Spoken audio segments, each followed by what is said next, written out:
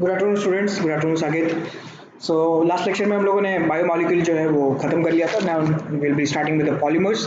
और बायोमोलिक्यूल्स में क्या आप लोगों को कोई डाउट है तो बताओ।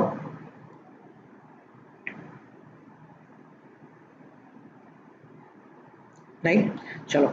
So polymers में we'll be studying about the different types of the polymers, and we'll be classifying those polymers on the basis of either intermolecular forces or their molecular masses or their nature. Okay, so the word polymer is itself in a way means poly means many, mers means parts. So it has a many parts of either a single molecule or either it is a combination of two or more molecules. Okay, so the term polymer is defined as a very large molecules, and normally they will have a molecular mass in the range of 10 raised to the power 3 to 10 raised to the power 7 unified mass or atomic mass unit. Okay, so their molecular mass या फिर the mass of one mole of the substance will be around 1000 grams, right? Or 1000 grams up to 10 raised to the power 7 grams, right? I'm talking about one mole, right? I'm not talking about the one molecule. So you have one molecule in that range, the mass range of this. So these are also referred to as macromolecules because it is a combination of a chunk of a lot of different molecules or a chain of a molecule, right? Which is formed by joining of repeating structures unit on a large scale. The repeating structure units are derived from some simple and reactive molecules known as monomers. Once again, monomer का मतलब है कि mono मतलब single, mers मतलब part. So single part is monomers. Okay, so different monomers will combine to give us polymers, right? And these monomers are linked with each other by covalent bonds. Alright, covalent bonds से ही connected होंगे. One part will be connected to other part by covalent bonds. So the process of formation of polymers from respective monomers is known as polymerization. ठीक है? और यहाँ पे ये हमारे लिए एक डेफिनेशन है पॉलीमराइजेशन के लिए जो हम लोग यूज कर सकते हैं एग्जामिनेशन में।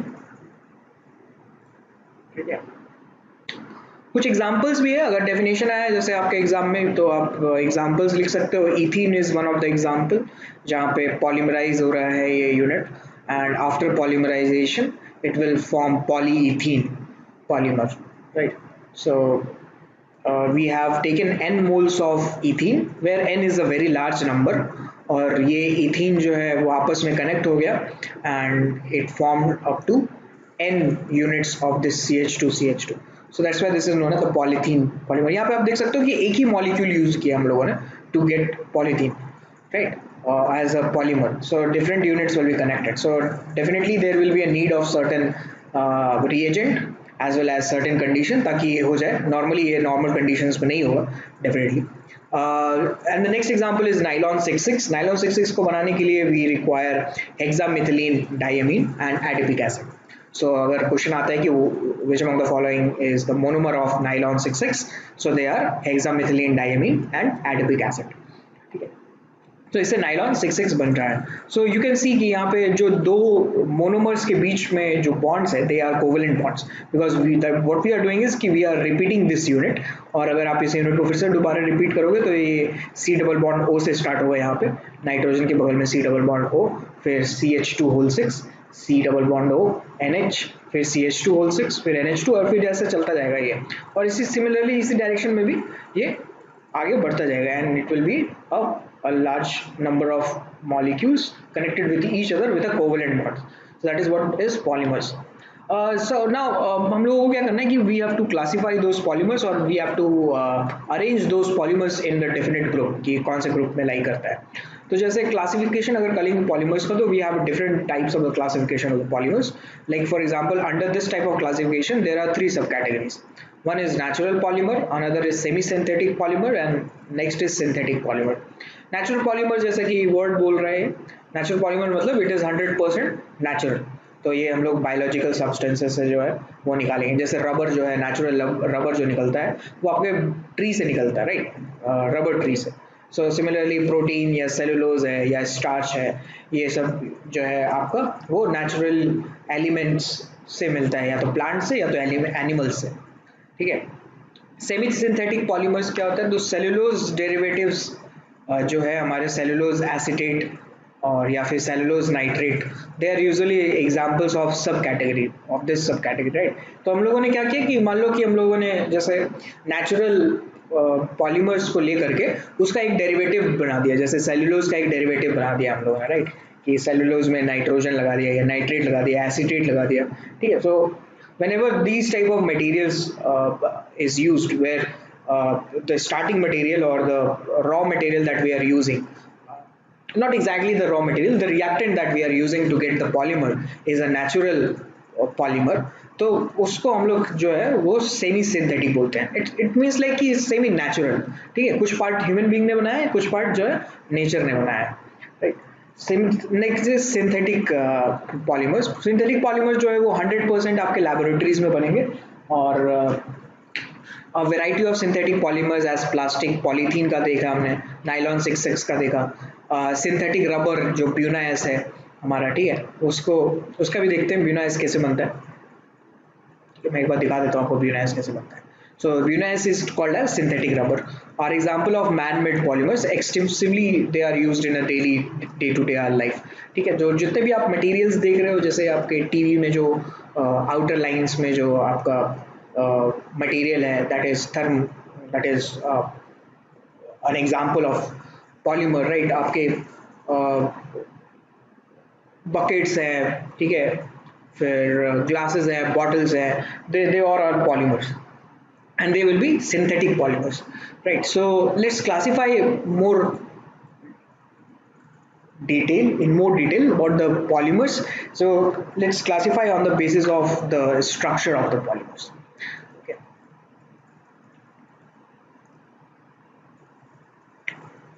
So classification based on the structure of the polymers. So there are different types of polymers. So three different polymers have been classified as a linear polymer, or as a branched chain polymer, and a cross link or network polymer.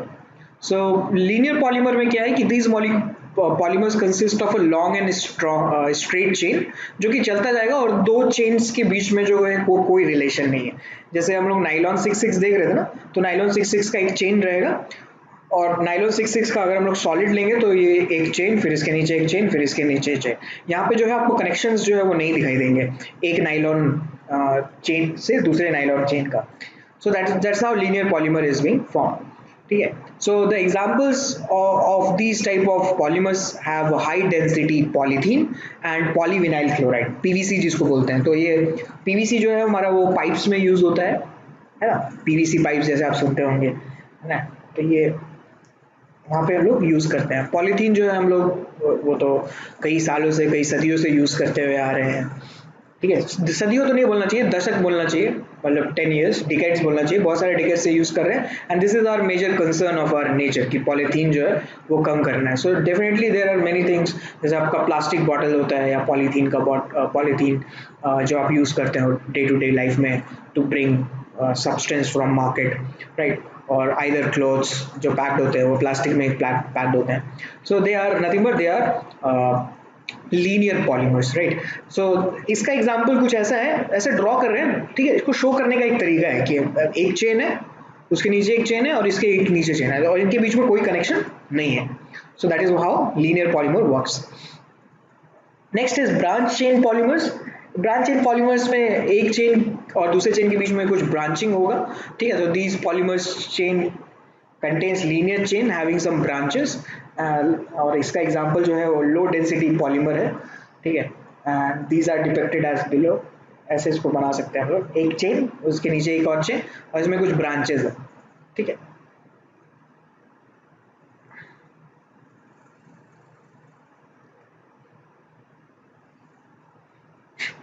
Next is cross linked और network polymer. Cross link और network polymer में भी ऐसे होगा कि there will be branches in each and every layer and they will be connected with each other. So they are usually formed by bifunctional or trifunctional monomers containing strong covalent bonds between various linear polymers chain. So ये जो हम लोग branches दिखा रहे हैं, these are connecting these two layers with either multi functional groups, like for example अगर carb COH हो सकता है या अमाइड हो सकता है, ठीक है, उस हिसाब से ये कनेक्टेड होगा, जैसे बैकेलाइट हो गया एंड मेलामाइन हो गया, ठीक है, these are the polymers which are connected with one another. ठीक है, तो इसमें जो जो है आपको मैं एक बार एग्जांपल आपको दिखा देता हूँ। जैसे मान लो कि पॉलीथीन है या पॉलीविलाइन क्लोराइड है, आई गेस कि इसका एग्जांपल होगा नीचे। नाइलॉन 66 ब्यूना एस, हाँ ये देखो, ये ब्यूना एस इससे बनता है। सो ब्यूना एस बनता है आपका ब्यूटा 13 डाइन और स्टाइरिन से। ठीक है, और इसमें जो है आपका अनसैचुरेटेड एल्कीन्स हम लोग ले रहे हैं, और इसमें आपको रिएक्शन जो आपको दिखाई दे रहा है इसमें, that is combination of these two molecules which is known as Buna S, और ब्यूटा 13 डाइन स्टाइरिन का जो कॉम्बिनेशन है that is Buna S. So definitely इसका जो मैकेनिज्म हुआ होगा वो फ्री रेडिकल का मैकेनिज्म हुआ होगा, ये देख करके हम लोगों को लग रहा है, राइट, क्योंकि यहाँ देखो जैसे CH2 double bond CH single bond CH double bond CH2, तो यहाँ पे क्या हो गया CH2 single bond CH double bond CH2 single bond CH2। ये कैसे हो सकता है? ये तभी हो सकता है जो फ्री रेडिकल बनेगा, यहाँ भी फ्री रेडिकल बना, यहाँ पे फ्री रेडिकल बना, यहाँ फ्री रेडिकल और यहाँ फ्री रेडिकल, दोनों ये फ्री रेडिकल जो बना है ये आपस में कनेक्ट हो गए, बाकी का ये जो फ्री रेडिकल है इस फ्री रेडिकल से कनेक्ट हो गया, right. So that's how Buna S is being form. फिर अगर हम लोग पॉलीविनाइल क्लोराइड, हाँ ये देखो ये है आपका PVC पॉलीविनाइल क्लोराइड, ये हम लोग विनाइल क्लोराइड से बना रहे हैं, और vinyl chloride is C double bond C CH2 double bond CHCl, right. तो यहाँ पे फ्री रेडिकल का मैकेनिज्म यहाँ पे भी हो रहा है, एंड यहाँ से अगर मान लो कि C डॉट और C डॉट बन गया, तो ये C डॉट आपस में जो है कनेक्शन के बजाय ये दूसरे मॉलिक्यूल से कनेक्ट होता रहेगा, और ये चेन में जो है वो आगे प्रोपगेट होता जाएगा। तो this is how polyvinyl chloride is being form, right. और तो पॉलीविनाइल क्लोराइड आपका किस टाइप का है? आपका लीनियर पॉलीमर है, right, it is a linear polymer polyvinyl chloride. ठीक है, इसको कोई मतलब नहीं है, जिस तरीके से नाइलॉन 66 का था उस तरीके से। फिर अगर हम लोग जैसे देखते हैं बैकेलाइट का भी एग्जाम्पल है, आई गेस होना चाहिए। हाँ ये देखो, ये बैकेलाइट है।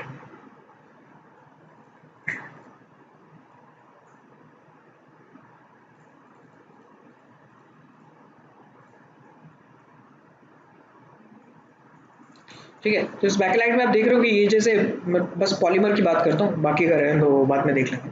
सो इस पॉलीमर में देखो जैसे कनेक्शन क्या है कि एक लेयर का दूसरे लेयर के साथ कनेक्शन है, फिर ये एक और लेयर होगा तो फिर उसका भी कनेक्शन होगा, राइट। तो इस तरीके से कनेक्टेड होते रहेंगे, ये आपस में कनेक्शन चलता रहेगा, एक लेयर का दूसरे लेयर के साथ connection and so on and on. So that's how it will form cross linked और नेटवर्क पॉलीमर। ठीक है,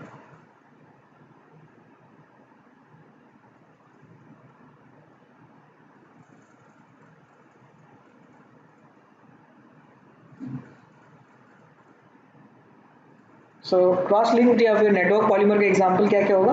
बैकेलाइट होगा और मेलामाइन होगा। ठीक है, तो इसके एग्जांपल्स में मैंने कलर कोडिंग कर रखा है, आपको अगर ध्यान नहीं आए तो आप इसमें देख लेना कि high density polymer polyvinyl chloride, यही हम लोगों को याद रखना है कि which among the following is an example of a linear polymer, और which among the following is an example of cross link polymer, ऐसे क्वेश्चंस आते हैं ऐसे। तो बेसिकली आपको कौन सा पॉलीमर किस एग्जांपल में फिट होता है बस वो याद रखना है, आप उसको याद रखोगे तो आपसे बहुत सारे क्वेश्चन जो है वो हो जाएंगे। फिर नेक्स्ट हम लोग देख रहे हैं the classification based on the mode of polymerisation, कि किस मोड से पॉलीमराइज हो रहा है। ठीक है, कि क्या हो गया? हाँ, classification based on the mode of polymerization. So polymers can also be classified on the basis of the mode of the polymerization into two sub categories. एक होता है addition polymer और एक होता है condensation polymer. Addition polymer में क्या होगा कि two molecules will be connected with one another. ठीक है, either single molecule और दो molecule, दोनों हो सकता है, but during that connection there will be no other things which will be produced other than the polymer. ठीक है, और कंडेंसेशन पॉलीमर में क्या होगा कि कंडेंसेशन पॉलीमर में आपका वाटर या अल्कोहल या हाइड्रोजन क्लोराइड जैसे जो चीजें हैं, मॉलिक्यूल्स हैं, वो निकल जाएंगी। ठीक है, दे विल आइदर डिहाइड्रेट, ठीक है, या फिर वाटर निकलेगा या अल्कोहल निकलेगा या HCl निकलेगा, ये ऐसी चीजें जो है वो एलिमिनेट होंगी उसमें। और इसमें कुछ एलिमिनेशन नहीं होगा, इसमें सिंपली बस one molecule will be added to the other molecule and that's how polymerisation will occur. ठीक है। तो एडिशन पॉलीमर में क्या हो रहा है, तो addition polymer are formed by repeating addition of monomer molecules possessing double और ट्रिपल बॉन्ड। इसमें ये जरूरी है, एडिशन मॉलिक्यूल में जो है आपका डबल बॉन्ड या ट्रिपल बॉन्ड होना चाहिए, तभी तो जाकर के ये फ्री रेडिकल बनाएगा। फ्री रेडिकल बनाएगा तो एडिशन होगा, राइट, और इसमें कोई मॉलिक्यूल की निकलने की जरूरत नहीं है, राइट। तो फॉर एग्जांपल जैसे formation of polythene from ethene और पॉलीप्रोपीन फ्रॉम प्रोपीन, राइट, ऐसे एग्जांपल्स जो है वो आपको एग्जाम्पल दे रहे हैं एज अ एडिशन पॉलीमर। जैसे इथीन का हम लोगों ने देखा था ऊपर में भी, तो इथीन भी जो है आपका वो इथीन से बन रहा है, पॉलीइथीन, और इसको हम लोग होमोपॉलीमर बोल रहे हैं। होमोपॉलीमर का मतलब है कि they are being formed by similar molecule, same molecule, ठीक है, कि इथीन से ही बन रहा है बस, और कोई और रिक्वायरमेंट नहीं है। जैसे हम नाइलॉन 66 का, तो नाइलॉन 66 तो दो मॉलिक्यूल से बन रहा था ना, तो this will be a heteropolymer, okay, and polythene will be homopolymer, ठीक है। So, however, the addition of the polymers formed by polymerization of a single monomeric species are known as homopolymers। को ऐसे डिफाइन कर सकते हैं, ठीक है। ये बस एग्जामिनेशन में लिखने का तरीका है, अदरवाइज आपको समझ में आ रहा है कि होमोपॉलीमर्स क्या है, तो दैट्स ग्रेट। सो एग्जाम्पल जैसे पॉलीथीन का हम लोगों ने लिया है यहाँ पे example, already we have seen that the polymers made by addition polymerization from two different monomers is termed as copolymers, ठीक है। इसको copolymers भी बोल सकते हैं या फिर heteropolymers भी बोल सकते हैं। मोस्ट प्रोबेबली जो है हम लोग इसमें मोस्टली copolymers जो है वो यूज करते हैं, आपको बहुत सारे टेक्स्ट में copolymers दिखेगा। जैसे ब्यूना एस हो गया या ब्यूना एन हो गया या नाइलॉन 66 हो गया, ये सब जो है आपके नाइलॉन 66 नहीं है, एडिशन मॉलिक्यूल नहीं है। नाइलॉन 66 एडिशन है क्या?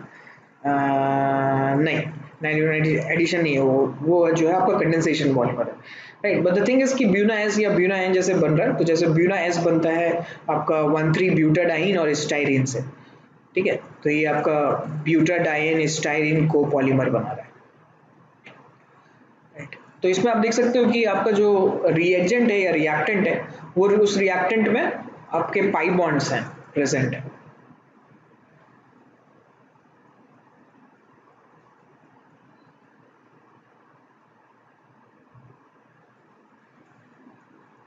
ब्यूना एन भी देख लो, ब्यूना एन कहाँ गया?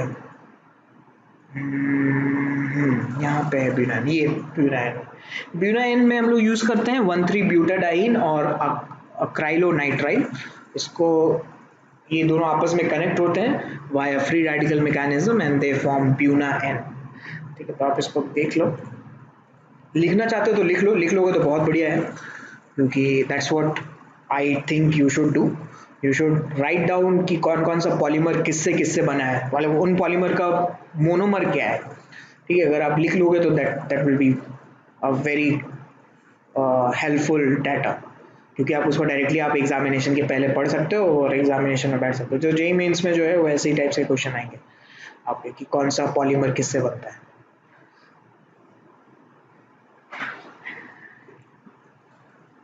तो ये तो हो गया ब्यूना एन का स्ट्रक्चर। ब्यूना एस का भी मैं दिखा देता हूँ, अगर कोई लिख रहा हो तो ब्यूना एस का भी लिख सकता है।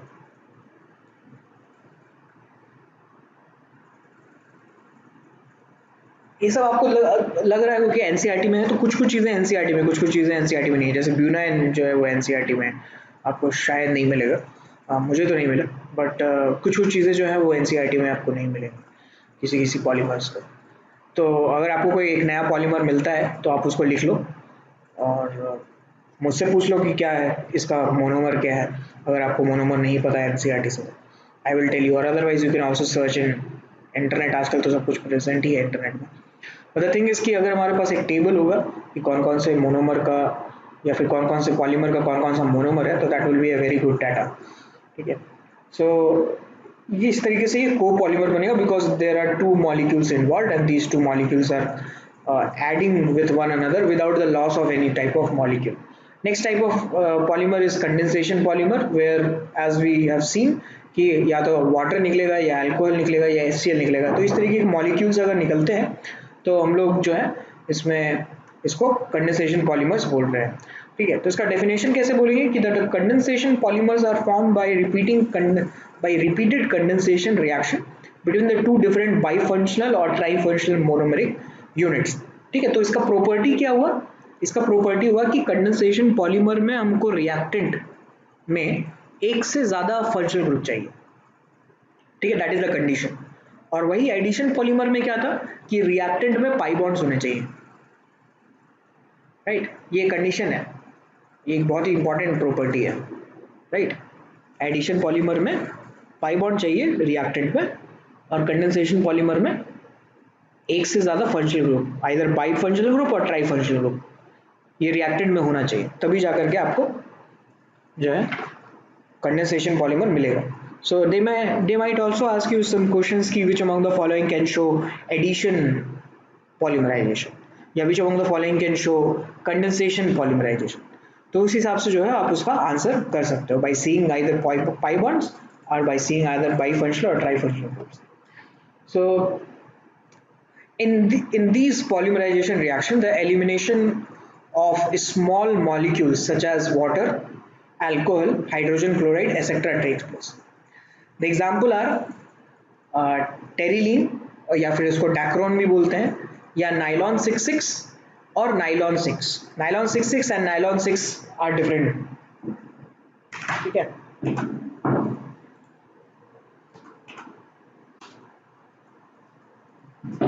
Okay, nylon 66 and nylon 6 are different things।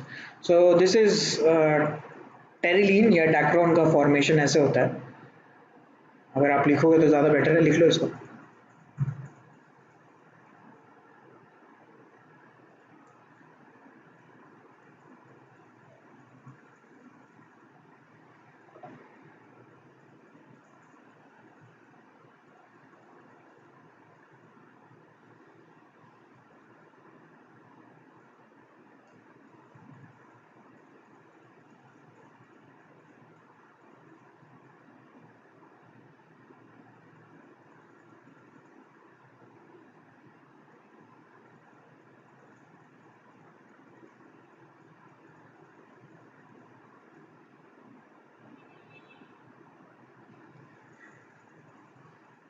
Nylon 66 का मैंने आपको दिखा दिया था, नाइलॉन 6 का देख लो, ये है नाइलॉन 6, ये कैप्रोलैक्टम से बनता है।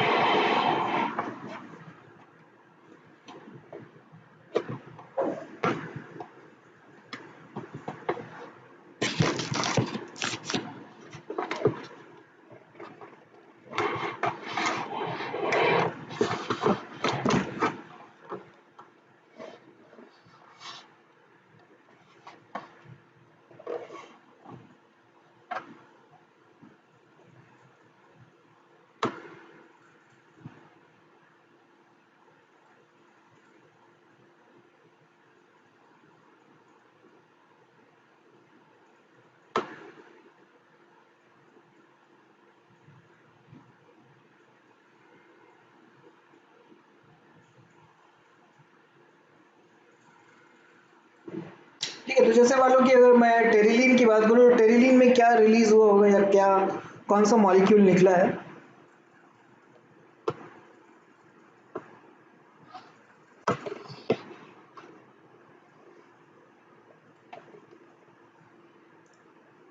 H2O निकला है, वेरी गुड तमन्ना, राइट।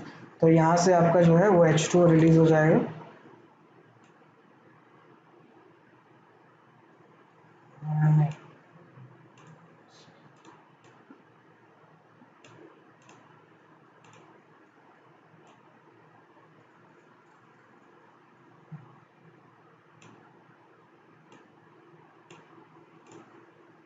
ठीक, तो ये H2O रिलीज होने के बाद जो है आपका ये बन गया है। कैप्रोलैक्टम से नाइलॉन 6 बनने में क्या रिलीज हुआ है? नहीं नहीं पता चल रहा ना क्या रिलीज हुआ है?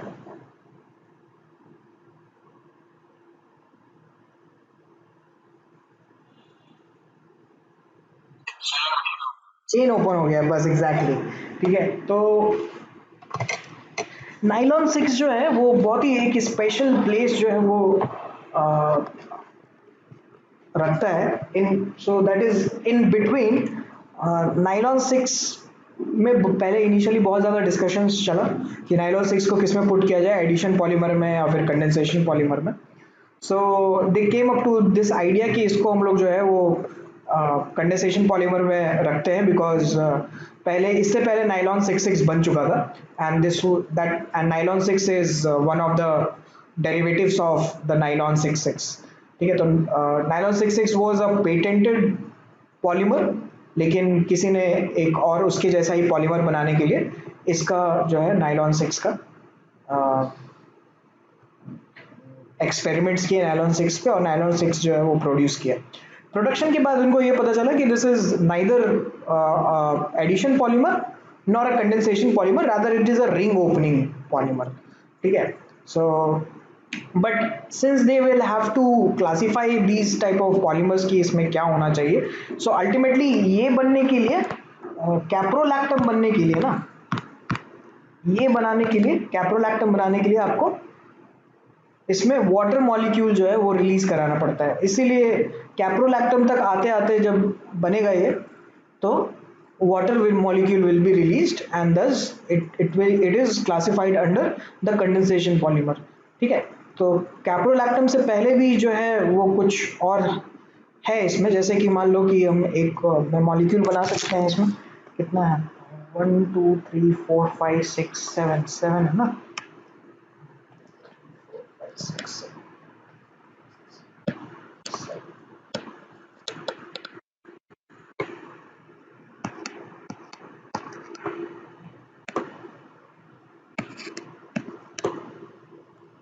ठीक है,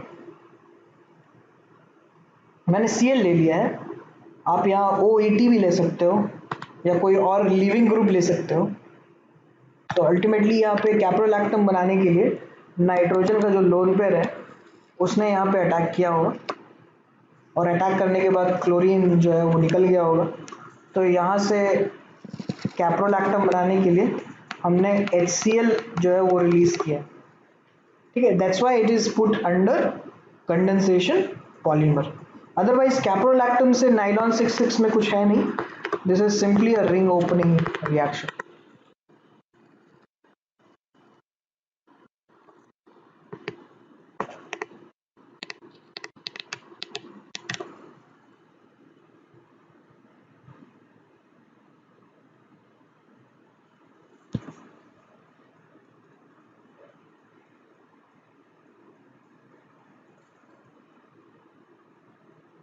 ठीक है, आगे बढ़े, बोलो हो गया या नहीं?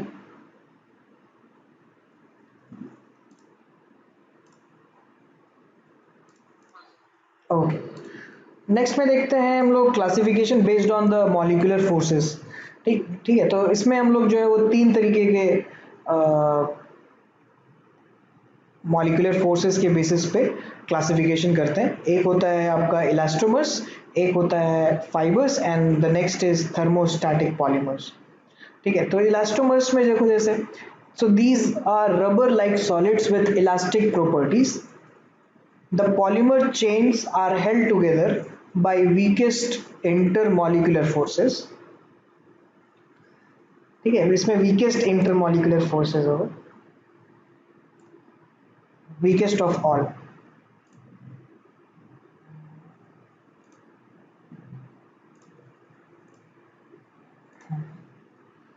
These weak binding forces permit the polymer to stretch। इसी की वजह से जो है वो थोड़ा इसका नेचर जो है वो स्ट्रेच होने का होगा। ठीक है, the examples are Buna S, Buna N and neoprene. ये तीन एग्जाम्पल है इसके, Buna S, Buna N and neoprene.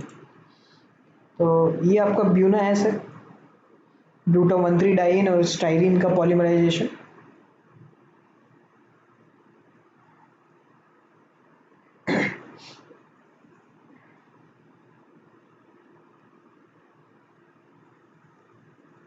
ये आपका ब्यूना एन है। हाँ, नाम तो अजीब रहेगा, आपको देखो क्या याद इसमें से रखना है वो मैंने आपको पहले बता दिया है कि कौन सा पॉलीमर का मोनोमर क्या है। अगर आपको ये याद रहता है और वो पॉलीमर का कैरेक्टरिस्टिक्स क्या क्या है, मतलब कौन से क्लासिफिकेशन के अंडर वो पॉलीमर आ रहा है, तब जो है वो आप क्वेश्चंस जो है इसे सॉल्व कर सकते हो। नॉट नेसेसरी कि आपको स्ट्रक्चर याद हो, लेकिन आपको अगर इसके मोनोमर्स याद रहेंगे तो फिर हो जाएगा।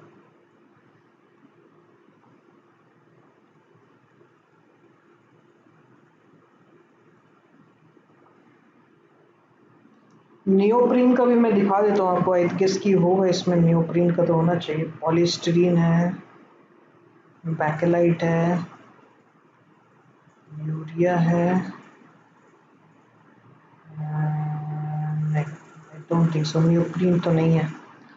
चलो नियोप्रीन का भी दिखा देते हैं आपको कैसे बनता है नियोप्रीन।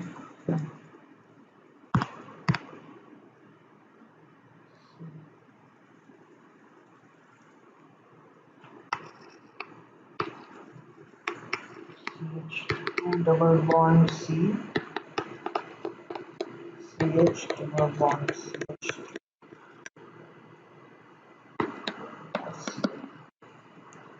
इसको कहते हैं हम लोग क्लोरो, क्लोरो।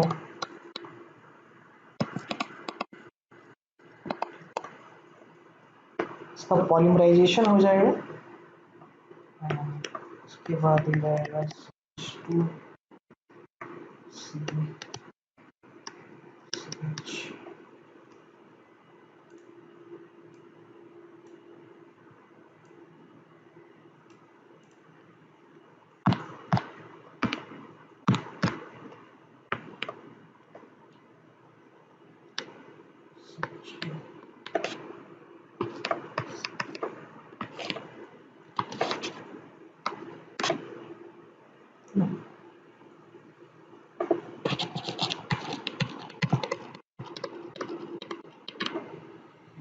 राइट, ये रिएक्शन देख करके हम लोग इसका कैरेक्टरिस्टिक्स नहीं बता सकते क्या, कौन कौन से कैरेक्टरिस्टिक्स, बस रिएक्शन देख करके। आई एम नॉट सेइंग कि आप ये रिएक्शन याद रखो, आई एम सेइंग कि रिएक्शन अगर दिखा हम लोगों को तो रिएक्शन देख करके हम लोग पता तो कर सकते हैं ना कि ये कंडेंसेशन पॉलीमर है या फिर एडिशन पॉलीमर है। तो ये किस टाइप का पॉलीमर लग रहा है आपको? एडिशन पॉलीमर लग रहा है नहीं?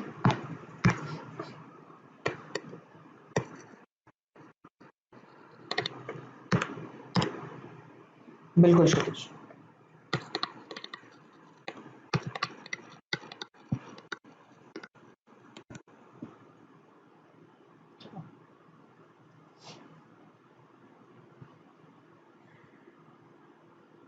लिख लो।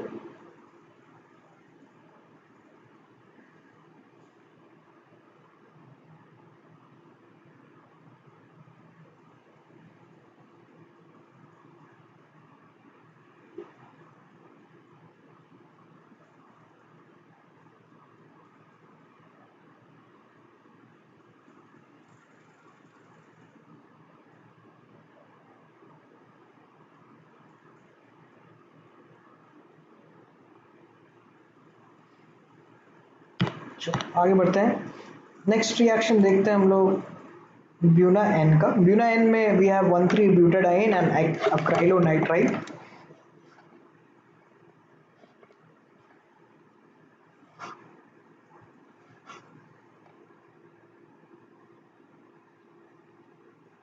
ये भी कैसा कैसा मॉलिक्यूल, कैसा एडिशन पॉलीमर है या फिर कंडेंसेशन पॉलीमर है?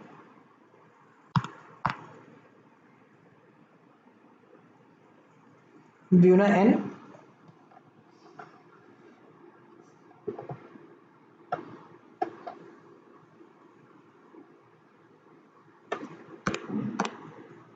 Very good Vineet, very good Kshitij, ये भी आपका addition polymer.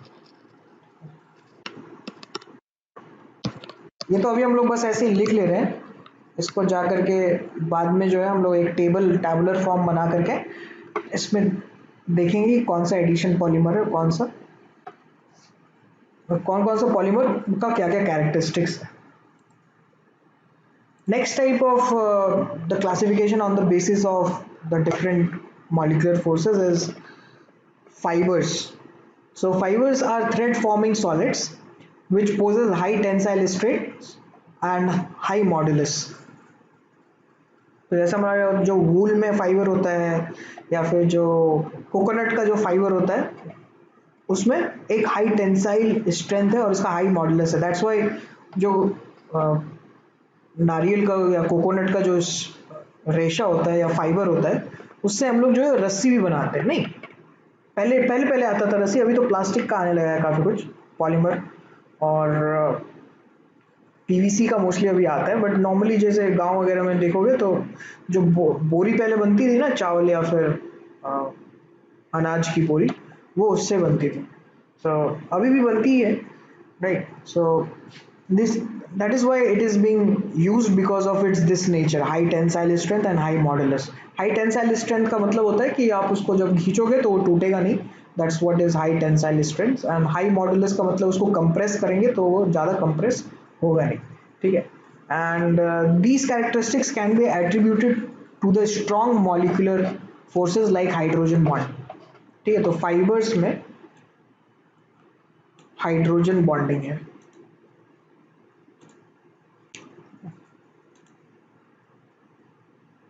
which is a strong intermolecular forces.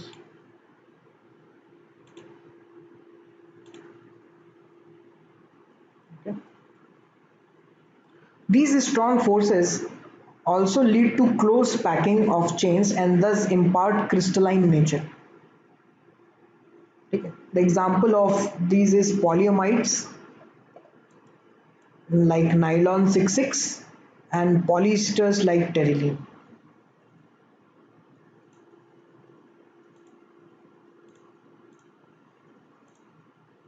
ठीक है, नाइलॉन 66 देख लिया, पॉलिस्टर भी हम लोगों ने शायद देख लिया था ऊपर, पॉलिस्टर को है देखें। हाँ, टेरिलिन, ये पॉलिस्टर, इसको डैक्रॉन भी बोल सकते हैं। Third is thermoplastic polymer. Thermoplastic polymer में है कि दीज आर लीनियर और slightly branch long chain molecules capable of repeatedly softening on heating and hardening on cooling. इसको जब आप हीट करेंगे तो ये सॉफ्ट हो जाएगा, ठंडा करेंगे तो ये फिर से दोबारा हार्ड हो जाएगा। सो that's what is thermoplastic polymers.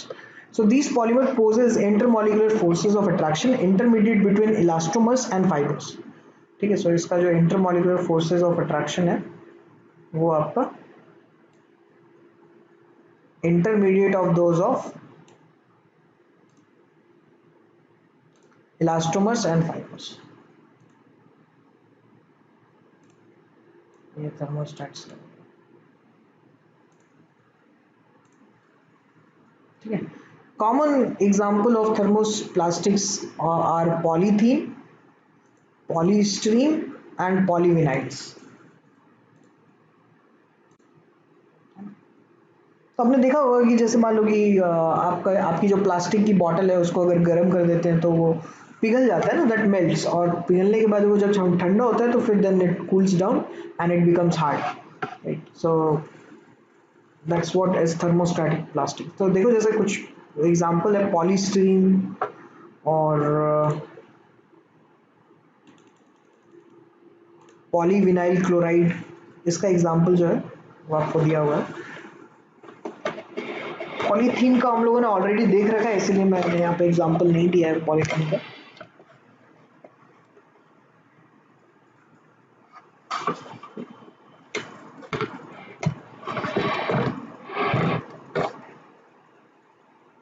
Next is thermosetting polymers. Thermosetting polymers में these polymers are cross-linked and heavily branched molecules, which on heating undergo extensive cross-linking in molds and again become infusible.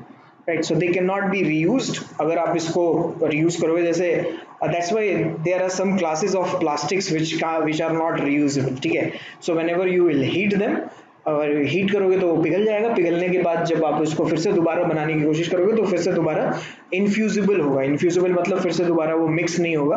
That's why there are certain types of plastics which are single use plastic, so that's why they are being banned from many countries, right? अभी recently भी India में भी band हुआ है ये the use of the single use plastics. So some common examples are like bakelite and urea formaldehyde resins. तो मैं दिखा देता हूँ आपको इसका फॉर्मेशन, बैकेलाइट का फॉर्मेशन थोड़ा लंबा सा है, वो एक पेज में शायद आएगा या नहीं आएगा, आप अपने एंड पे आई थिंक जूम कर सकते हो, तो आप एक बार जूम करके देख लो कि क्या क्या हो रहा है। इसका जो आपका मोनोमर है that is phenol and we have formaldehyde HC double bond O H, ठीक है।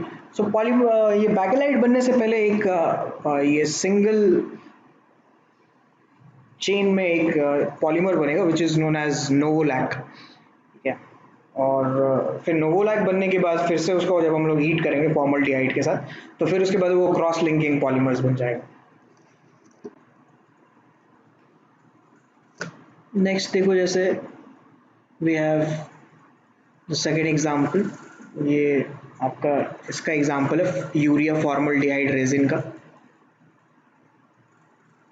This is urea formaldehyde resin, ठीक है। तो इसमें यूरिया और फॉर्मल्डिहाइड यूज़ कर रहे हैं हम लोग, और 3 मोल्स ऑफ 1:3 के रेशियो में ले रहे हैं फॉर्मल्डिहाइड को। So now what will happen कि इसमें आपका CH2OH और CH2OH कनेक्ट हो जाएगा एक नाइट्रोजन के साथ, फिर then it will lose 1 molecule of water. Lose करने के बाद ये एल्कीन में कन्वर्ट होगा, एल्कीन में कन्वर्ट होने के बाद फिर देन इट विल रीअरेंज, और रीअरेंज होने के बाद फिर then it will repeat itself and H2O will be released, ठीक है। तो ऐसे मॉलिक्यूल्स को अगर आप देखोगे, जैसे बैकेलाइट का फॉर्मेशन हुआ था, तो बैकेलाइट में जब वो फॉर्म हो रहा है मॉलिक्यूल्स, तो उसमें H2O जो है वो आपका रिलीज हो रहा है, so they are nothing but they are condensation polymers, right. So bakelite is a condensation polymer. Similarly आपका जो क्रॉस लिंक्ड रेजिन है या फिर फॉर्मल्डिहाइड यूरिया रेजिन है, that is also a condensation polymer because it is losing water molecule, right. So ये 3 dimension structure है, जैसे bakelite का 3 डायमेंशन स्ट्रक्चर था, so that's why it is known as cross link polymers.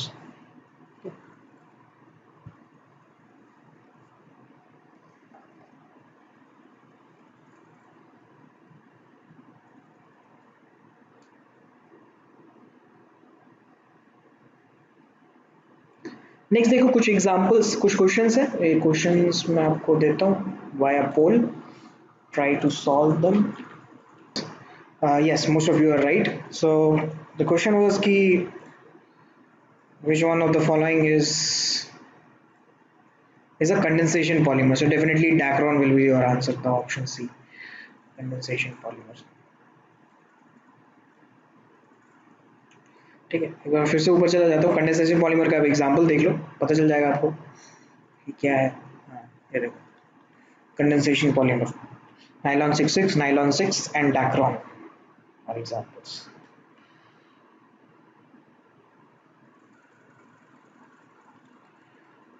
Question number 2 देखो,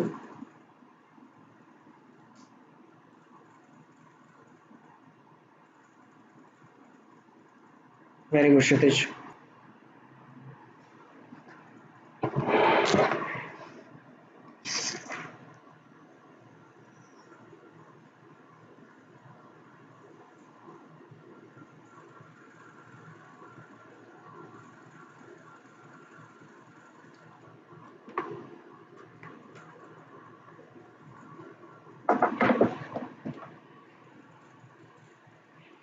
hydrogen bonding, मतलब hydrogen bonding है तो ये हम लोग मॉलिक्यूलर फोर्सेस के बीच के हिसाब से जो है क्लासिफिकेशन किया था, तो उसमें आएगा, फाइबर्स में आएगा, राइट। फाइबर्स में देखो strong intermolecular forces like hydrogen bonding, तो किस में है, पॉलीअमाइड्स नाइलॉन 66 में है, या इधर टेरिलीन में है, ठीक है, या फिर डैक्रॉन में है, right.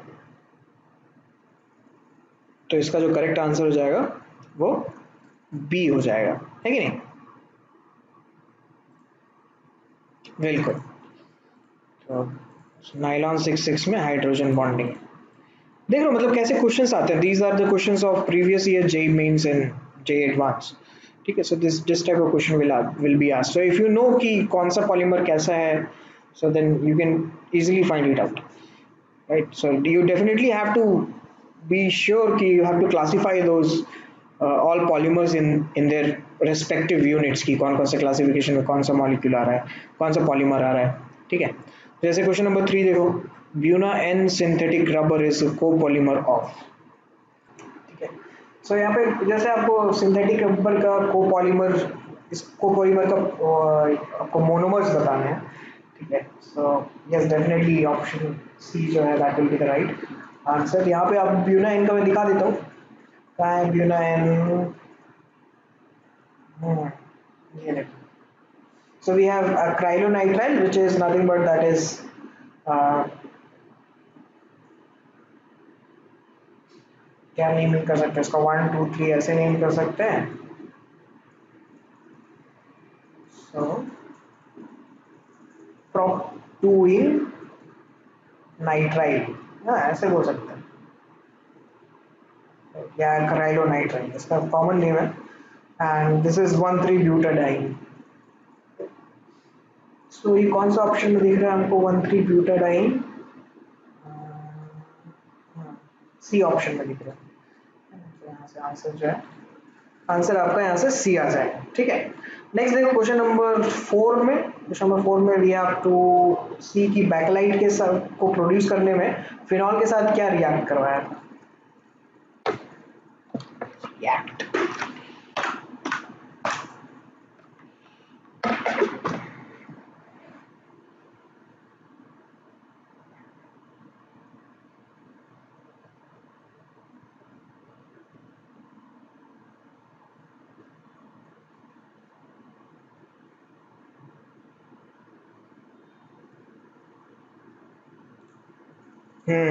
Yes Varun, very good.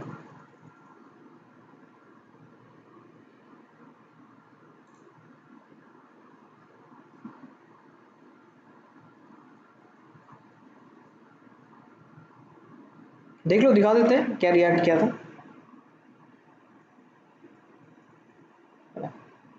क्या है ये फिनॉल के साथ, HC डबल बॉन्ड OH, है ना।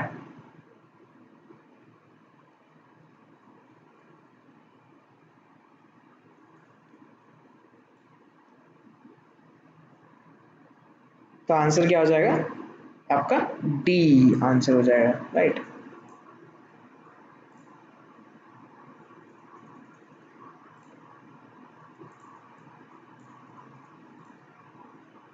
So this is how they are going to ask you questions about the chapter. Next देखते हैं क्लासिफिकेशन। अभी तक हम लोगों ने 2 3 क्लासिफिकेशन दे रखे हैं, ठीक है, on the basis of molecular attraction, on the basis of the types of the layer, ठीक है, या फिर द मॉलिक्यूलर मास, और फिर ऑन द टाइप्स ऑफ जो हम लोगों ने देखा रिएक्शन कैसा हो रहा है, एडिशन या फिर condensation. Now we are classifying on the basis of the growth of the polymerization. So the addition and the condensation polymers are referred to as chain growth polymers or step growth polymers, depending on the type of the polymerization mechanism they undergo. So either they will be like कि उसका free radical mechanism हो रहा है, ठीक है, या फिर कोई elimination reaction हो रहा है, ठीक है ना। So these 2 types of reaction will take place. So इसमें हम लोग को देखना है कि the types of polymerization reaction. So there is 2 types: addition, as I said, addition of the chain growth, and the condensation of the step growth polymerization. तो addition polymerization में आपका या addition polymers में the molecules of the same monomer or different monomers add together on a large scale to form more polymers. The monomers used are unsaturated compounds, जो कि हम लोग ने देख रखा है ये क्या होता है। So the mode of the polymerization leading to an increase in the chain length or the chain growth can take place through the formation of either free radical or ionic species. ठीक है, तो ये इसका mechanism जो है वो आपका either free radical से होगा या फिर आयनिक स्पीसीज के थ्रू इसका मैकेनिज्म जो है वो आपको जाएगा। ठीक है,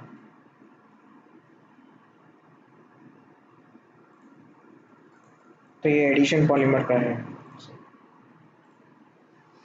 राइट। तो पहले देखते हैं हम लोग free radical mechanism.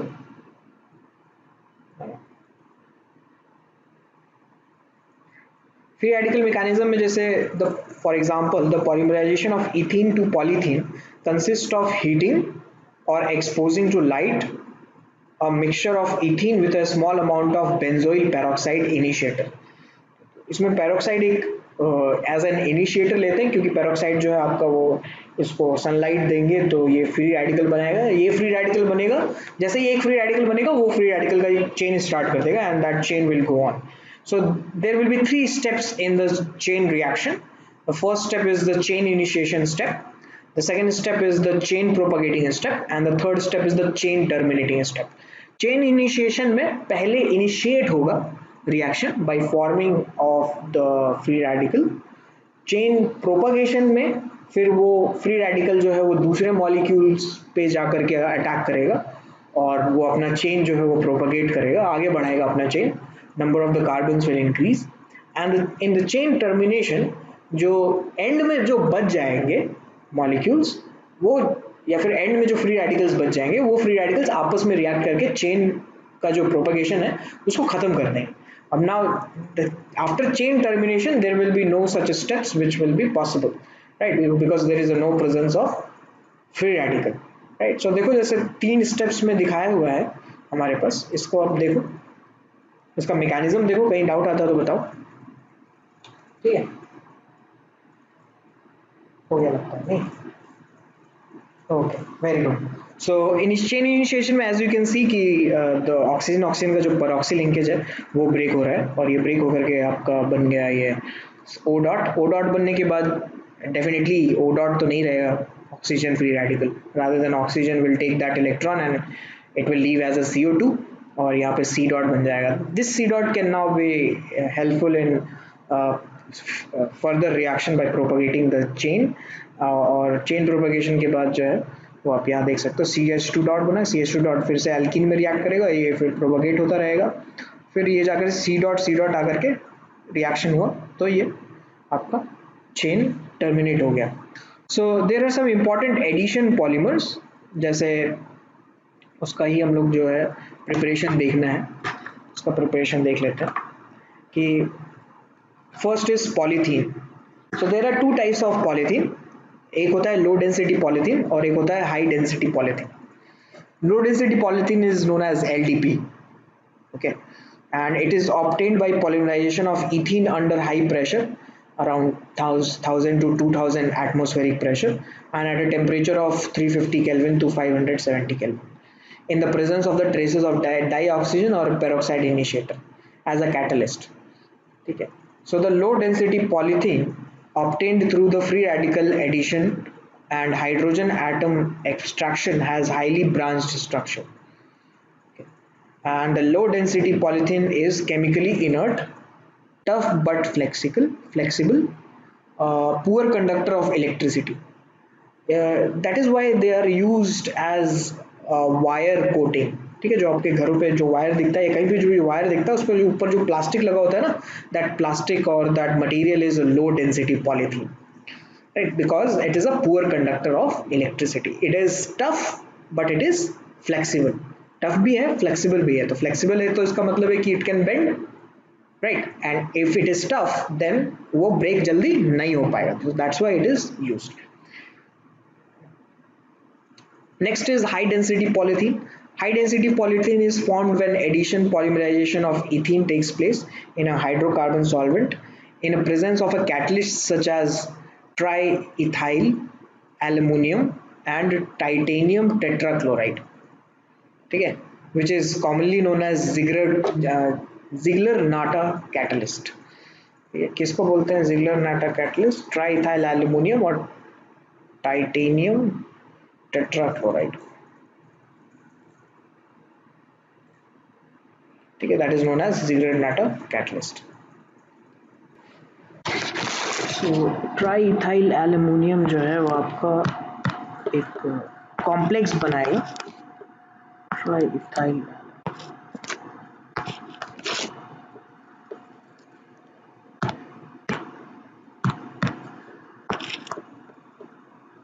with titanium tetrachloride.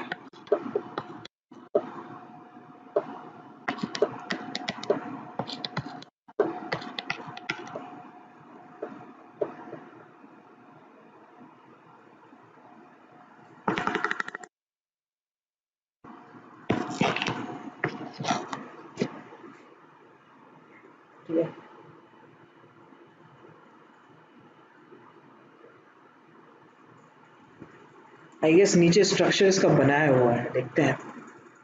But anyway the thing is कि अब इसके प्रेजेंस में as a catalyst we are forming high density polythene जिसका टेम्परेचर जो है फॉर्मेशन के लिए 333 केल्विन टू 343 केल्विन लगता है and the pressure is slightly less in comparison to the low density polymers और लो डेंसिटी पॉलीथीन इसमें 6 to 7 एटमॉस्फेयर में ही काम बन जाएगा the high density polythene thus produced consists of a linear molecules and has a high density due to the close packing it is also chemically inert more tough and hard ठीक है और that's why it is used in the manufacturing of buckets ठीक है dustbins bottles pipes etcetera ठीक है तो जैसे यहाँ देखो ये हमारे पास टाइटेनियम टेट्राक्लोराइड है और ट्राइथाइल एल्युमिनियम है इसका कॉम्बिनेशन हुआ they are forming a complex and that is what is known as Ziegler-Natta catalyst ethene को in the presence of Ziegler-Natta catalyst and given temperature 333 to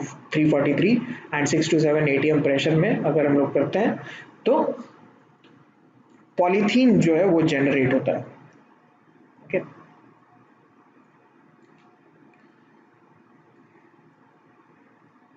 आप एक बार देख लो लो डेंसिटी और हाई डेंसिटी के properties खुद से उसके बाद मैं नीचे आता हूँ एक बार खुद से रीडिंग कर लो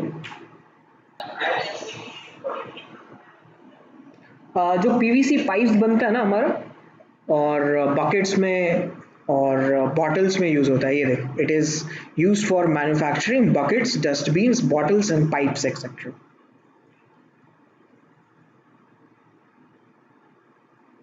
ठीक है बाकी डिफरेंसेस देख लो आपको किस में डिफरेंसेस नजर आ रहे हैं आपको टेम्परेचर में आ रहा है तो सीवियर कंडीशन जो है वो हमें लो डेंसिटी पॉलीथीन बनाने में लगेगा जिसमें टेम्परेचर आपको कंसिडरेबली हाई चाहिए और प्रेशर भी बहुत ज़्यादा चाहिए 1000 atm pressure is a very very very high pressure right and similarly जो आपका टेम्परेचर है यहाँ 570 kelvin it is almost around आपका 300 डिग्री सेल्सियस या 400 300 degree celsius as a matter of fact ठीक है so temperature is also high and pressure is also high लेकिन high density polymer बनाने के लिए जो है वो हमें लेस टेम्परेचर या लो टेम्परेचर और लो प्रेशर में भी काम हो जाता है because of this Ziegler-Natta catalyst और लो डेंसिटी और हाई डेंसिटी में डिफरेंस क्या है कि बस द डिफरेंस इज कि जो आपका लो डेंसिटी होगा that will B not having a very long branch that's why it is having a low density right और इनमें जो इंटरेक्शन होगा उसकी वजह से जो है थोड़ा बहुत फ्लेक्सिबिलिटी भी होगी लो डेंसिटी में तो इतना स्ट्रॉन्ग फोर्सेस नहीं है इनके बीच में but in high density the linear molecules के बीच में जो है वो काफ़ी ज़्यादा इंटरेक्शन होगा and they will be closely packed and that's why it is very hard ठीक है and tough to break so ठीक है तो टफ टू ब्रेक का मतलब हम लोग that's why we are making buckets and bottles out of it क्योंकि वो ब्रेक ही नहीं होता बॉटल्स देख लो प्लास्टिक की बॉटल्स अगर आपने आप एक साल तक उसको यूज़ करो तो वो ख़त्म ही नहीं होता वो अनटिल अनलेस वो प्लास्टिक का बॉटल अंदर से सड़ जाता है मतलब द थिंग इज कि पानी की वजह से वो जो उसमें एलगी लग जाता है अदरवाइज तो आपको फेंकने की कोई ज़रूरत नहीं अदरवाइज आप उसको कंटिन्यूसली यूज़ कर सकते हो ठीक है सो सिमिलरली बकेट्स के साथ भी यही सिनेरियो है right so that's why there is a different use but the thing is कि they are similar chemically they are similar right क्योंकि chemically भी आप क्या ही कर रहे हो इथीन ही तो बना रहे हो ठीक है दोनों जगह हम लोग पॉलीथीन ही तो बना रहे हैं right so let's solve question number 5 इसको देखते हैं yes Varun Kshitij you are absolutely right तो यहाँ पे जो है हम लोग अगर देखते हैं तो yes most of people are right कुछ लोगों ने ए भी दिया है डी भी दिया है बट इट्स ओके अभी एक ही बार हम लोगों ने पढ़ा एक बार और पढ़ेंगे तो फिर then will be clear so it the question is asking कि which of the following statement about the low density polymer is false so low density polymer क्या कर रहे हैं कि we are synthesizing it और इसमें देखा है it is used in manufacturing of bucket dustbins ठीक है तो जो कि हाई डेंसिटी पॉलीमर के लिए करते हैं ना लो डेंसिटी तो हमारा किस में काम आता है वायर में काम आता है राइट और हाई डेंसिटी अगर होगा तो फिर उसको बकेट और डस्टबिन्स में हम लोग यूज करेंगे ठीक है ना। ओके अच्छा अच्छा ठीक है, इसके बाद कुछ है नहीं, चलो इसके बाद जो है हम लोग नेक्स्ट देखते हैं इसी का टाइप। अभी हम लोगों ने क्या स्टार्ट किया था, फ्री रेडिकल मैकेनिज्म, राइट। तो फ्री रेडिकल मैकेनिज्म में एडिशन पॉलीमर देख रहे थे। एडिशन पॉलीमर में फर्स्ट एग्जांपल हम लोगों ने देखा पॉलीथीन। सेकंड एग्जांपल देखते हैं इसी का।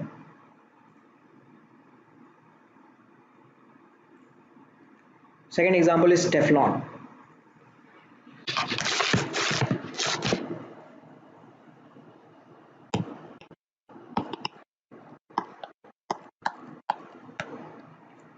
इसका फॉर्मेशन कैसे होता है,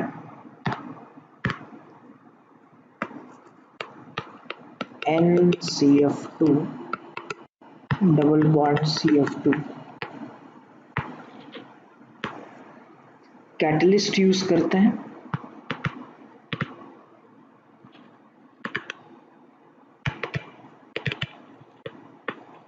high pressure and temperature is above 300 degree Celsius.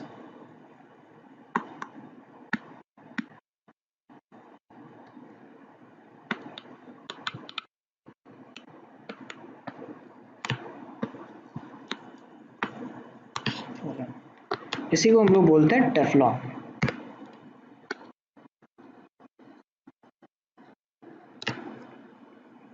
ठीक है,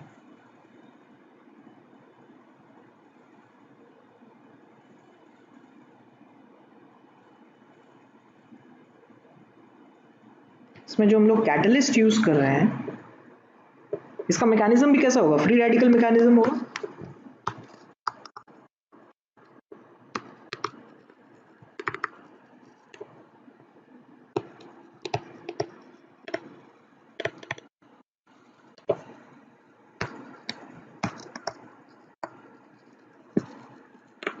कैटलिस्ट इज फ्री रेडिकल, कोई भी फ्री रेडिकल, इधर परऑक्सी को ही ले लें और इसको हीट कर दें, या फिर इसमें पर सल्फेट कैटलिस्ट भी ले सकते हैं।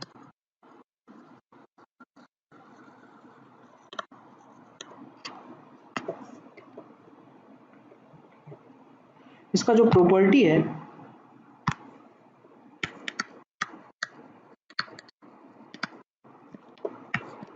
उसमें अगर देखें तो फर्स्ट प्रॉपर्टी है कि इट इज कोरोसिव या फिर कोरोजन रेजिस्टेंट। ठीक है, इस कोरोजन रेजिस्टेंट, एंड सेकंड है it is used in oil seal. क्योंकि कोरोजन रेजिस्टेंट है तो कोरोजन का जो, अगर ये कोरोजन रेजिस्टेंस है तो ऑयल अगर हम लोग रख रहे हैं और बाहर का सरफेस अगर वाटर से, जैसे मान लो कि कोई कंटेनर बनाना है हम लोगों को, ऑयल कंटेनर, ठीक है, तो इसके लिए हम लोगों को कोरोजन रेजिस्टिव चाहिए। तो हम लोग अगर इसका लेयर चढ़ा दें एक, है ना, टेफ्लॉन का, तो that will B corrosion resistive. Used in oil seal, non sticks में भी यूज होता है, जो हमारा घरों में जो हम लोग यूज़ करते हैं नॉन स्टिक कुकवेयर्स, उसमें लिखा होता है टेफ्लॉन कोटिंग। देखना मोस्टली जैसे प्रेस्टीज वगैरह के या हॉकिंस वगैरह के जो भी आपके नॉन स्टिक कुकवेयर्स आते हैं, तो उसमें पर्टिकुलरली लिखा होता है बड़े बड़े अक्षरों में, having a Teflon coating.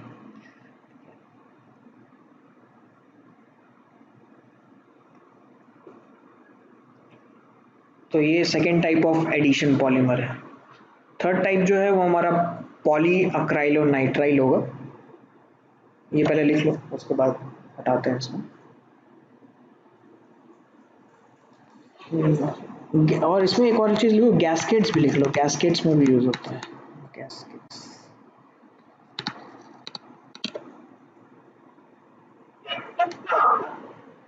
Gaskets होता है जो हम लोग नट बोल्ट यूज करते हैं ना, अरे जो नट बोल्ट्स यूज नहीं करते हम लोग, कैसे समझाऊं मैं गैस्केट। ओके, कभी कुकर देखा है, कुकर के अराउंड एक ब्लैक कलर का एक वो होता है, रबर सा होता है जो कि कुकर के ढक्कन पे लगता है ना। तो उसी को कहते हैं गैस्केट। नॉर्मली क्या होता है ना कि ये जो गैसेस होते हैं या लिक्विड होता है, तो जब भी दो पाइप को हम लोग कनेक्ट कर रहे होते हैं तो उन पाइप के कनेक्शन में कभी कभी लीकेज होता है, तो उस लीकेज को खत्म करने के लिए या बंद करने के लिए हम लोग गैस्केट यूज करते हैं। ठीक है, चल नेक्स्ट जो है हम लोग देखते हैं पॉली अक्राइलोनाइट्राइल। बोलो क्या हो गया? सी third is poly अक्राइलो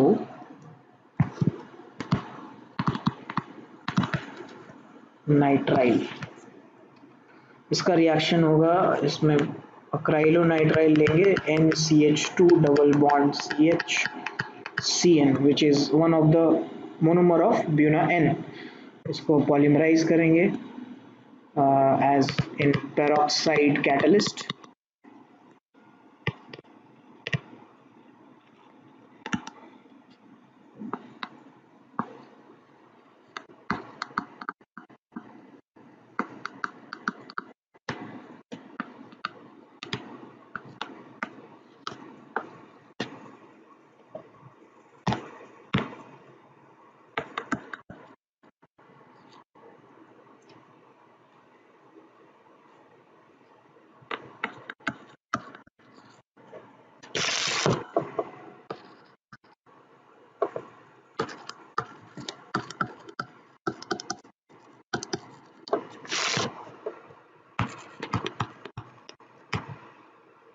This is acrylonitrile।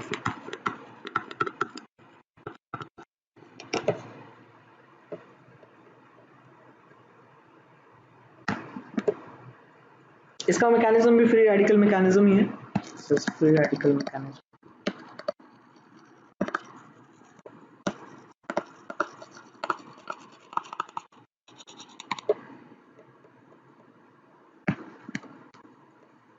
And it is commonly used as a substitute of wool।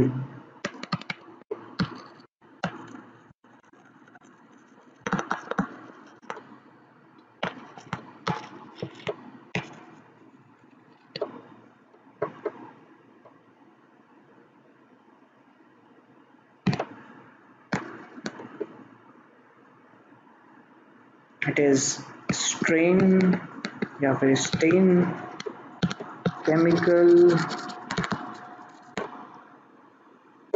insect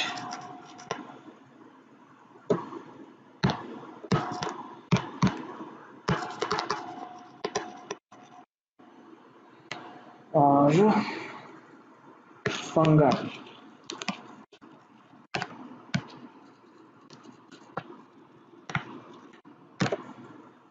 इसमें स्टेन केमिकल या इंसेक्ट और फंगाई रेजिस्टेंट, तो ये सब जो है इसमें अटैक नहीं कर सकते।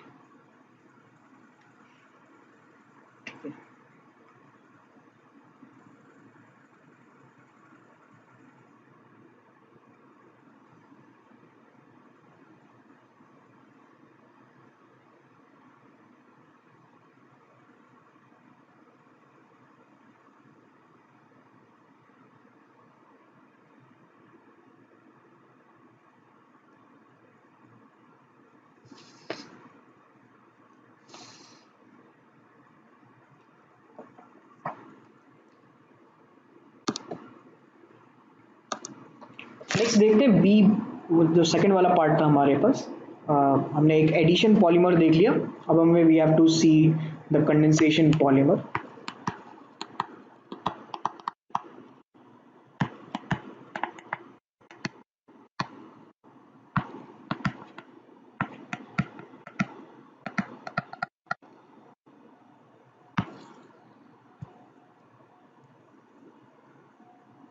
इसमें फर्स्ट इज पॉलीअमाइड्स।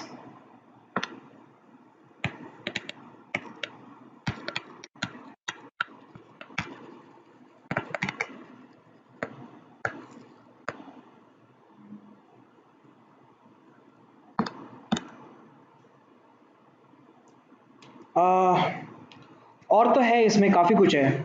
ठीक है, बट द थिंग इज कि जिसमें इसमें जितना भी चीज़ें समझना था ना, वो मैंने बता दिया है आपको। अगर आप चाहते हो तो मैं आपको कुछ कुछ इम्पोर्टेंट इम्पोर्टेंट चीज़ें जो है इसमें, या इम्पोर्टेंट इम्पोर्टेंट जो पॉलीमर्स है मैं उसके बारे में आपको बता देता हूँ। और मैं आपको जो ये एनसीईआरटी है, मैं एनसीईआरटी से ही और आपके पैकेज से ही जो है मोस्टली चीज़ें जो है आपको पढ़ा रहा हूँ। बाकी जितने भी स्ट्रक्चर्स और रिएक्शंस हैं वो मैं दूसरे किसी बुक से देख रहा हूँ। ठीक है, तो you can do one thing कि इसमें समझने का बहुत अब कम रह गया है क्योंकि क्लासिफिकेशन हमने सारे कर लिया है। अब हमें करना क्या है कि अब हम लोगों को हर एक पॉलीमर्स का मोनोमर देखना है और उसका यूज़ क्या है वो देखना है। ठीक है विनीत, तो वो बता, अगर वो चाहते हो कि मैं बताऊं तो वो मैं बताता रहता हूँ। अदरवाइज ये चीज़ जो है वो आप नॉर्मली कोई भी बुक से पढ़ सकते हो। ठीक है, आपके पैकेज, अब कोई किसी ने पैकेज खोल के देखा है पॉलीमर का? नहीं? तो एक बार खोल के देखना, उसमें एक टेबल बनाया हुआ है आपके पैकेज में, है ना? And that table has all the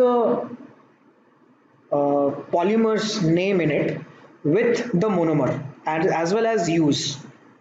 ठीक है, तो इसमें polymer, structure of the polymer, monomer and uses दिया हुआ है। तो हम लोग बेसिकली वही करने वाले हैं अभी, मैं भी आपको यही चीज करने वाला हूँ, यही बताने वाला हूँ।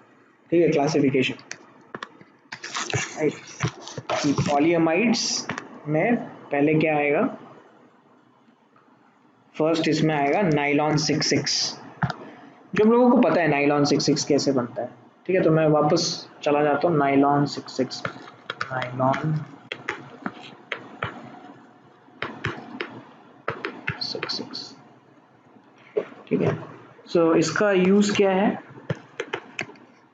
इसका यूज है used in making sheets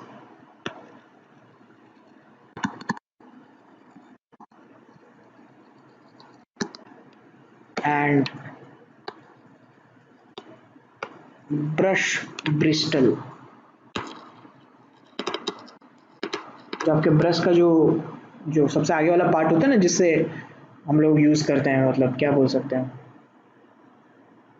brush Bristol. जो यार ब्रश को तो ब्रश ही बोलते हैं, उसके आगे वाले को ब्रिस्टल बोलते हैं, तो बहुत ही ज़्यादा अंग्रेजी है। ठीक है, द पॉइंट इज कि जिससे आप जो है अपना अपना अपनी दाँत जो है रगड़ते हो, उसको मैं ब्रिस्टल, उसको ब्रिस्टल बोलते हैं। ठीक है, तो दैट इज वो that is where the nylon 6 is been used. ठीक है, तो नाइलॉन 6 जो है आपका जो शीट होता है, जो जैसे मान लो कि टेबल कवर है, जो प्लास्टिक जैसा टेबल कवर आपको दिख रहा होगा ना, दैट इज प्रोबेबली नाइलॉन 6। ठीक है, and the second one is nylon 6। इसका मैं रिएक्शन नहीं लिख रहा हूँ क्योंकि already we have seen the reaction of nylon 6 and nylon 66। ठीक है, so nylon 6 is used in manufacturing of ropes.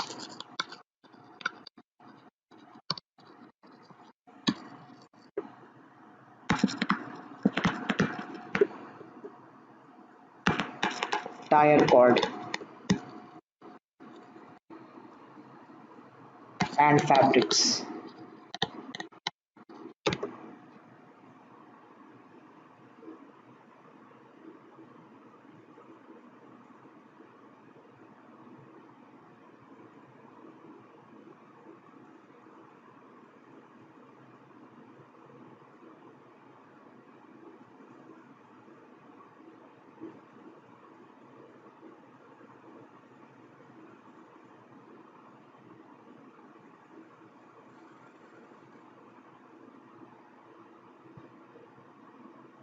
ये दो तरीके के आपके नाइलॉन्स या पॉलीअमाइड्स हैं।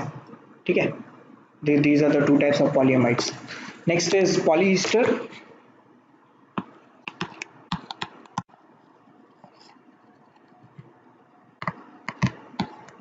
इसमें भी हम लोग क्लासीफाई कर सकते हैं इट इनटू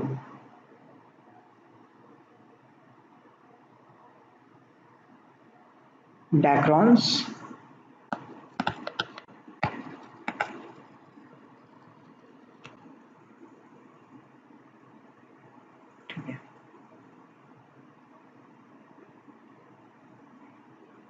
और इसमें इट इज़ यूज्ड एज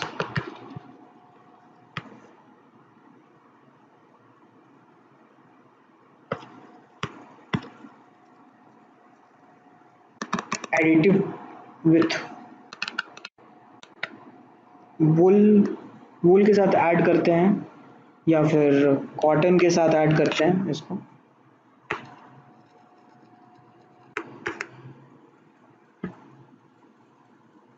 ठीक है, used in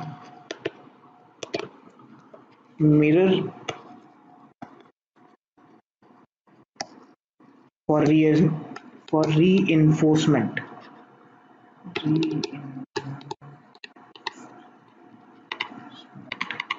ठीक है, स्ट्रॉन्ग बनाता है ये इसको। ठीक है, कहाँ कहाँ यूज होता है ये मिरर जो हमारा यूज होता है, ये हेलमेट्स में मिरर यूज होता है।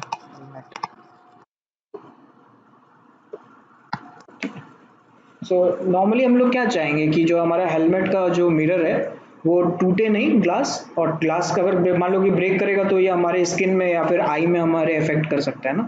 तो अनब्रेकेबल ग्लासेस जो होते हैं वो उसमें आपका डैक्रोन होता है।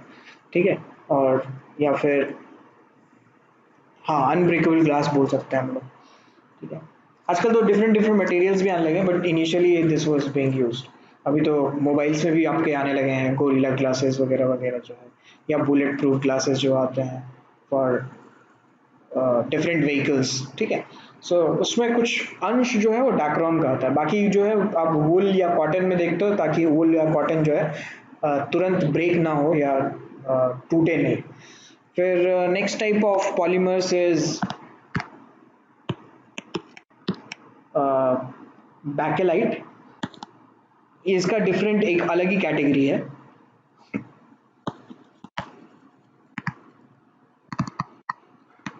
ठीक है, और बैकेलाइट में जो है हम लोगों ने देखा कि पहले ये रिएक्शन होता है फिनॉल के साथ,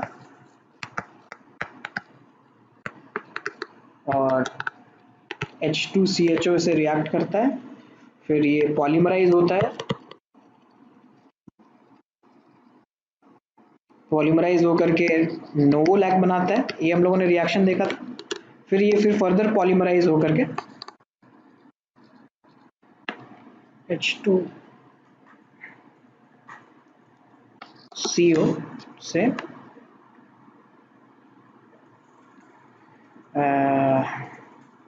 ये बैकेलाइट बन जाएगा। ठीक है, कहाँ कहाँ यूज होता है?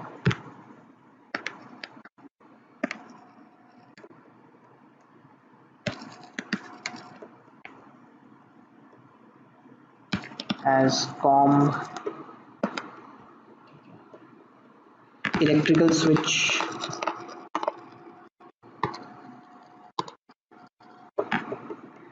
और हैंडल्स में यूज होता है, जो हमारे कुकवेयर्स होते हैं उसके हैंडल्स में, handles of utensils.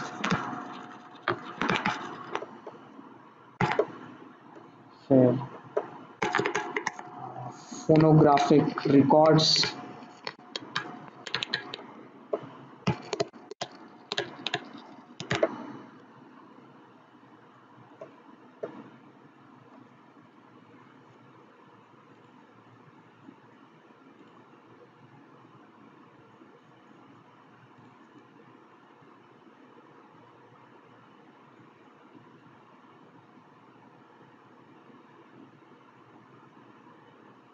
Use of novolac polymers. Polymers का यूज क्या है कि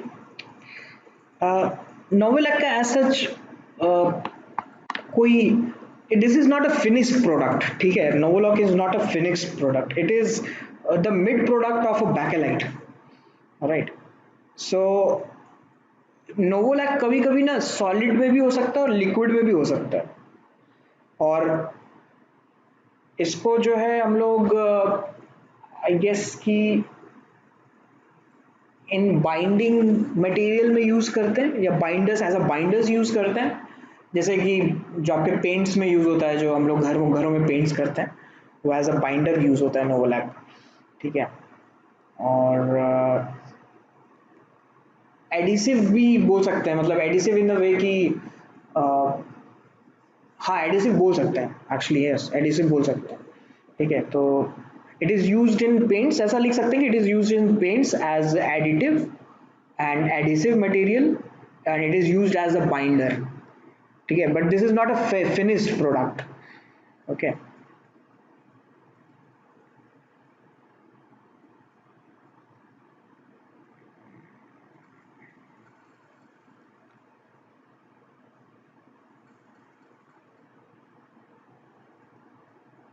नोवोलैक का तो as such I don't think so कि कोई यूज दिया हुआ है एनसीईआरटी में।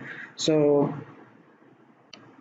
आई have to, I think I will have to see, but जहाँ तक मैं रिमेम्बर कर पा रहा हूँ novolac is used in paints और it is used as binder and it is और क्या बोल सकते हैं, एडिसिव बोल सकते हैं इसको, एज एडिसिव मटेरियल चिपकाने के काम में आता है। ठीक है, कोई दो मटेरियल को आपस में चिपकने के काम में। ठीक है, तो बाइंडर का भी यही काम होता है एक्चुअली कि जैसे सीमेंट्स में जो है बाइंडर एडेड एडेड किए जाते हैं एक्स्ट्रा, ताकि उनके बीच में जो इंटरेक्शन हो वो बेटर हो। ठीक है, तो something like that novolac is also used in that. Next जो है हमारा वो कैटेगरी है मेलामाइन का, which is the next category. Melamine ये हम लोगों ने नहीं देखा था, इसको देख लेते हैं इसका रिएक्शन कैसे होता है। मेलामाइन का रिएक्शन में we use melamine and double bond C double bond N double bond N single bond N double bond N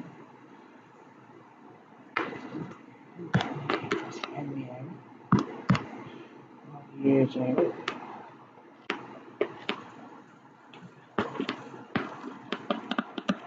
NH2 NH2 NH2 plus HCHO। इसी को हम लोग मेलामाइन कह रहे हैं, मेलामाइन। ये पॉलीमराइज होगा और पॉलीमराइज होने के बाद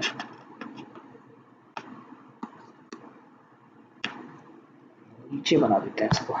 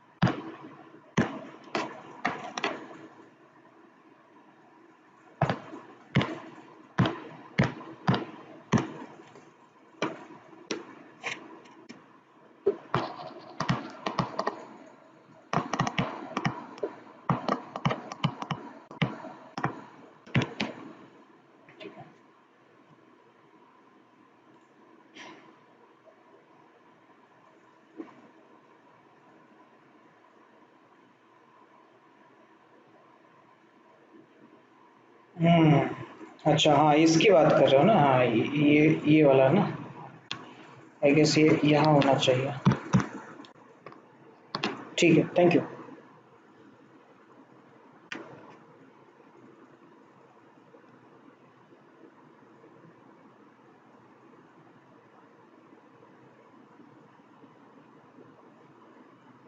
मेलामाइन जो है वो आपका अनब्रेकेबल जो यूटेंसिल्स आते हैं वो उसमें यूज होता है। So it is used in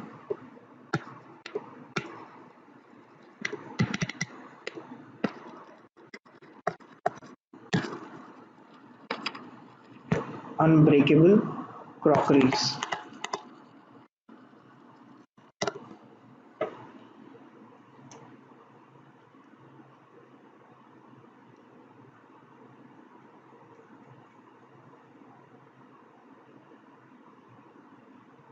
crockeries मतलब जो आप खाना खाने के लिए यूज करते हो ना, जो प्लेट का सेट होता है, डिनर सेट होता है, उसको क्रॉकरीज बोलते हैं।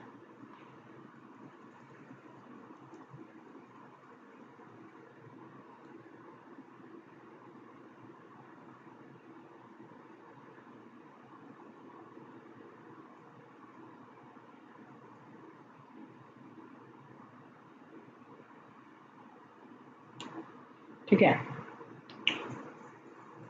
इसके बाद जो जो इम्पोर्टेंट चीज़ें हैं वो मैं बता देता हूँ आपका। जैसे natural rubber, you just have to see within NCERT. फिर आप सिंथेटिक रबर देख लो। सिंथेटिक रबर में भी दो क्लासिफिकेशन है, दो दो टाइप ऑफ सिंथेटिक रबर है।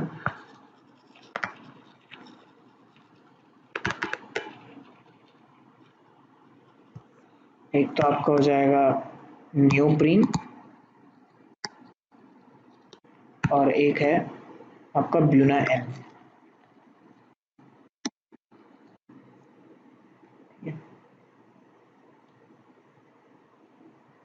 फिर कुछ बायोडिग्रेडेबल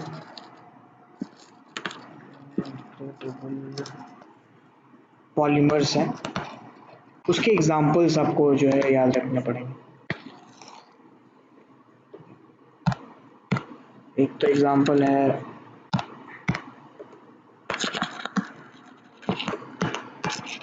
पॉलीबीटा हाइड्रोक्सी ब्यूटाइरेट, इसको हम लोग कहते हैं PHBV, और भी नाम है इसका, सिलिको बीटा हाइड्रोक्सी वैलेरेट। आपको इतना लंबा चौड़ा याद रखने की नाम की जरूरत है, PHBV बस आपको नाम याद रखने की जरूरत है। इसका जो मोनोमर है वो दिखा देता हूँ।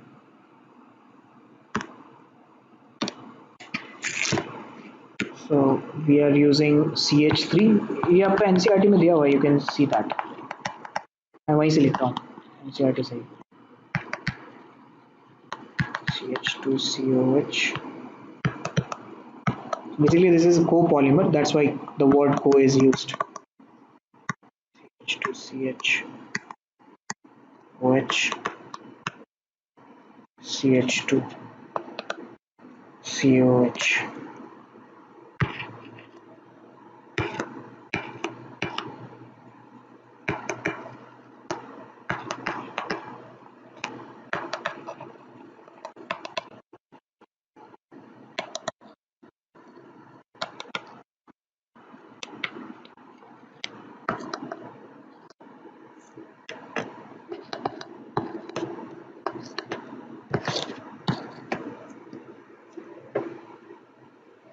इसका नेमिंग जो है वो है आपका 3 hydroxy butanoic acid.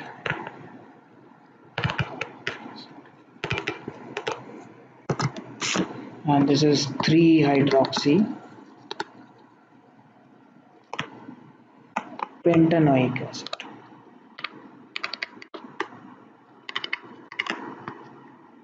This is PHB.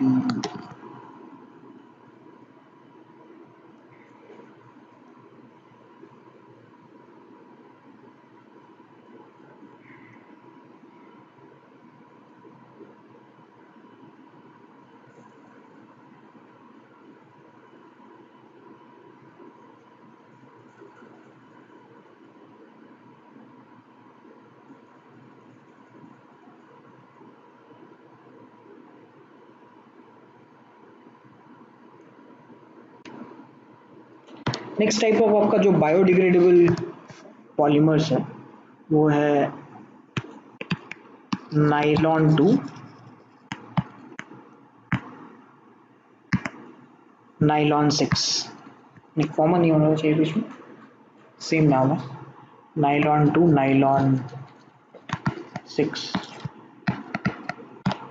ये एक बायोडिग्रेडेबल पॉलीमर है।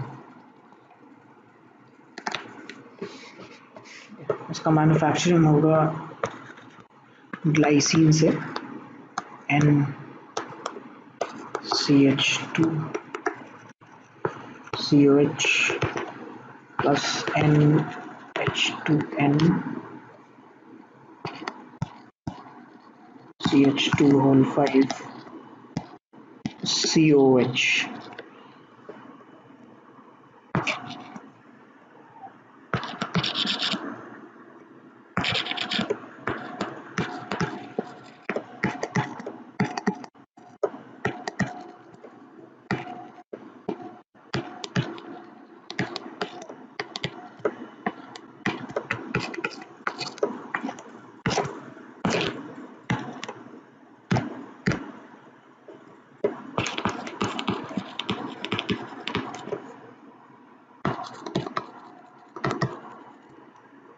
Amino caproic acid.